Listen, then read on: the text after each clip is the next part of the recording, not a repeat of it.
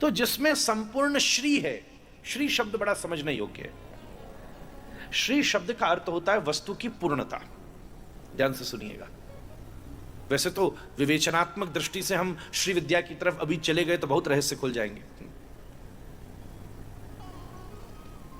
पर यह तबला यहां रखा है। जैसा आप भी संगीत से जुड़े व्यक्ति हैं, तबला बहुत अच्छा हो, पर अगर यह बेताल हो जाए तो इसकी पिटाई करनी पड़ती है। बहुत पिटाई भी होती है, पाउडर भी डलता है।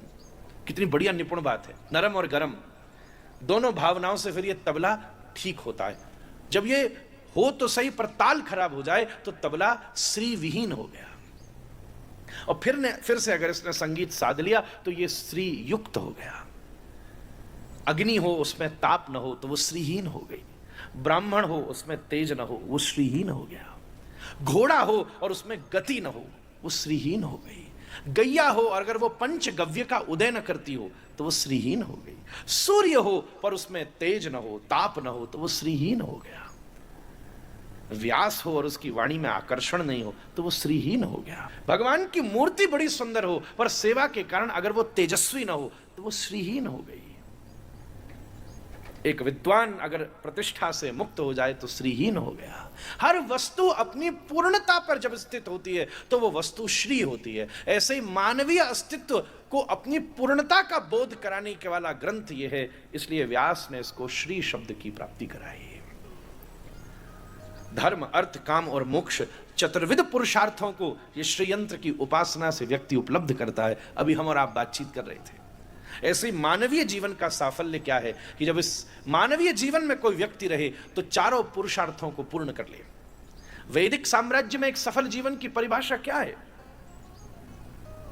आज के समय यह परिभाषा कोई नहीं जानता कि एक सक्सेसफुल लाइफ किसको कहते हैं, क्योंकि थोड़ी थोड़ी टाइम पर हर स्थितियों में कोई समझ में नहीं आई बात। सेम पैटर्न है। 20-25 वर्ष तक पढ़ लिए, 60-65 वर्ष तक व्यापार या कार्य कर लिया, अब इसके बाद समझ में नहीं आ रहा कि क्या किया जाए। फिर जबरदस्ती उसी व्यवस्था में फंसे हुए बंधा हुआ है कि अब कोई जो हमने बनाया वो दूसरों ने ले ले। हद की बात यह, पिता पुत्र में प्रतिस्पर्धा हो गई इस विषय को लेकर। पर भारतीय सभ्यता ने बड़े विवेक से सफल मानवीय जीवन को 4 केंद्र दिए। जब समय हो पहले धर्माचरण कीजिए ब्रह्मचर्य रहते हुए, फिर गृहस्थ में प्रवेश कीजिए तो धर्म के साथ अर्थ और काम दोनों को जगह दीजिए।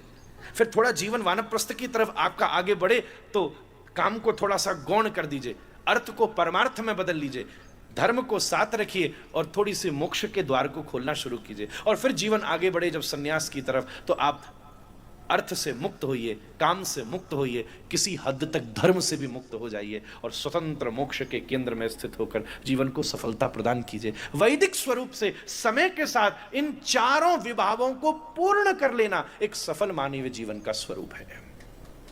यही उसकी स्वरूपता है। यह चतुर्विध पुरुषार्थों की प्राप्ति जिससे हो और जिसमें हो उसी को श्री कहा जाता है। यह श्री यंत्र का केंद्र है और यह श्री ग्रंथ है। ध्यान रखिएगा, आज इस आश्रम में सौभाग्योदय हुआ है कि श्री यंत्र भी आ गया और श्री ग्रंथ भी आ गया हमारे। श्री यंत्र और श्री ग्रंथ, श्रीमद् भागवत। मद शब्द का अर्थ सार है और भागवत शब्द के मुख्यतः अनेक अर्थ में प्रसिद्ध अर्थ यही है। सबसे पहली बात, हमारे जीवन में भ का अर्थ है भक्ति हो।